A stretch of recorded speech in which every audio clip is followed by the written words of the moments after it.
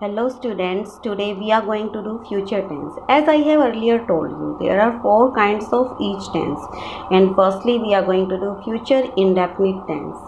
Future indefinite tense में helping verbs use होती हैं will and shall, and structure is given here. In affirmative sentences, it is subject plus will, shall plus first form of the verb plus object. And in negative sentences, subject plus will or shall plus not plus first form of the verb plus object. And in interrogative helping verbs को हम आगे ले आएंगे. Will, shall plus subject plus first form plus object and question mark. Now examples are given here. Affirmative, she will eat food after some time. Negative, she will not eat food after some time. And interrogative, will she eat food after some time. And last में question mark. अभी will का use कहाँ पे होता है and shall का use कहाँ पे होता है? I am going to tell you this. Will is use with the second and third person pronoun. He, she, it and they, ये जो हैं थर्ड पर्सन प्रोनाउन है, इनके साथ में विल का यूज़ होगा. And you is the second person pronoun, इसके साथ में भी विल का ही यूज़ होगा सिंपल फ्यूचर टेंस अगर होता है तो. और शैल का यूज़ होता है आई और वी के साथ में. फर्स्ट पर्सन प्रोनाउन के साथ में शैल का यूज़ होता है. Remember this thing. Now we are going to do usages of future tense. Future tense का यूज़ हम कब करते हैं? Firstly, to denote a future action और इवेंट, मतलब उस एक्शन को डिनोट करने के लिए, उस एक्शन को बताने के लिए जो फ्यूचर में होने वाला है, या कोई भी इवेंट फ्यूचर में होने वाला है उसके बारे में बताने के लिए हम जो है फ्यूचर टेंस का यूज़ करेंगे. For example, we shall play cricket tomorrow means ये फ्यूचर में होने वाला कोई इवेंट है, इसके बारे में अगर आप बताओगे तो आप शैल या विल का यूज़ करोगे.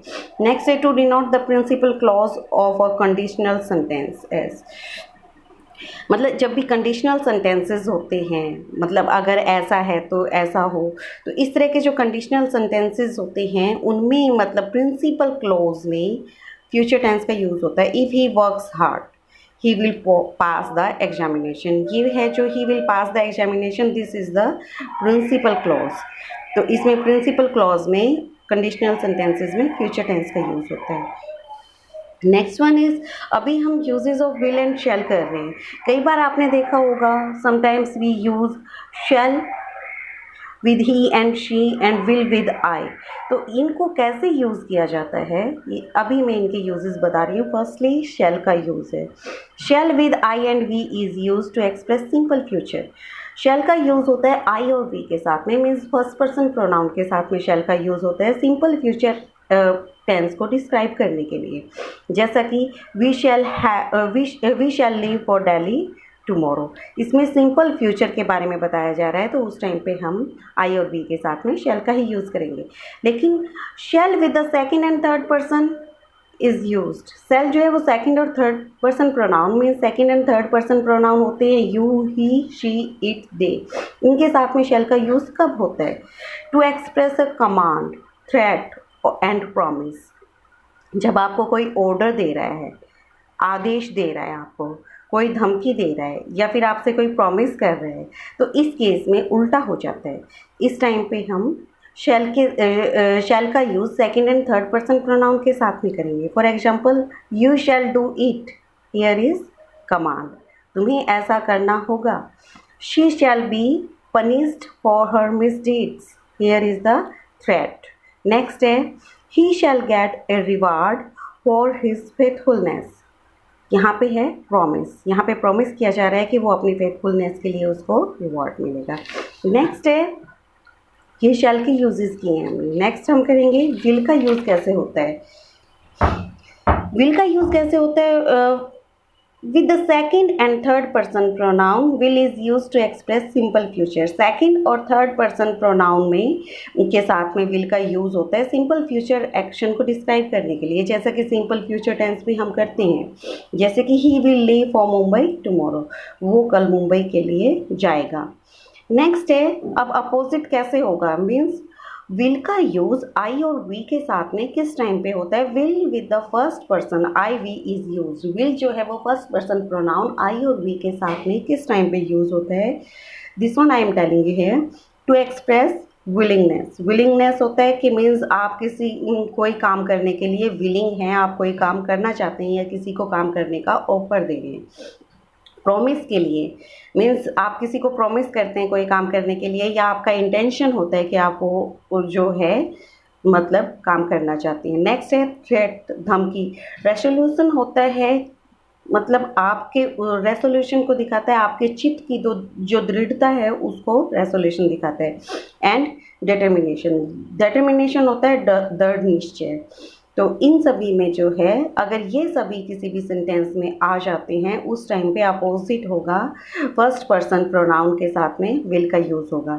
For examples, I will help you as far as possible, मैं तुम्हारी हेल्प करूँगा जितना पॉसिबल होगा। यहाँ पे विलिंगनेस है, वो उसको हेल्प करने का ऑफर दे रहा है, अपनी विलिंग दिखा रहा है। We will come in time, यहाँ पे प्रॉमिस किया जा रहा है कि हम जो है टाइम पे आ जाएंगे। नेक्स्ट है I teach him a lesson, here is the threat, वो उसे धमकी दे रहा है कि मैं उसे लेसन, मैं उसे पाठ पढ़ाऊँगा, मैं उसे सबक सिखाऊँगा। आई विल डू और डाई, यहाँ पे है रेसोल्यूशन, मीन्स उसके चित्त की दृढ़ता के बारे में दिखाया गया है कि मैं या तो करूँगा या मरूंगा, मीन्स उसको हर कीमत पे वो करना है। Next one is I will not take eggs, I am a strict vegetarian. यहाँ पे भी जो है वो अपना दृढ़ निश्चय दिखा रहा है। कोई भी वेजिटेरियन पर्सन होगा वो बिल्कुल निश्चित होगा कि वो जो है एग्स या कोई भी नॉन वेज नहीं लेगा। तो यहाँ पे डिटर्मिनेशन होता है दृढ़ निश्चय।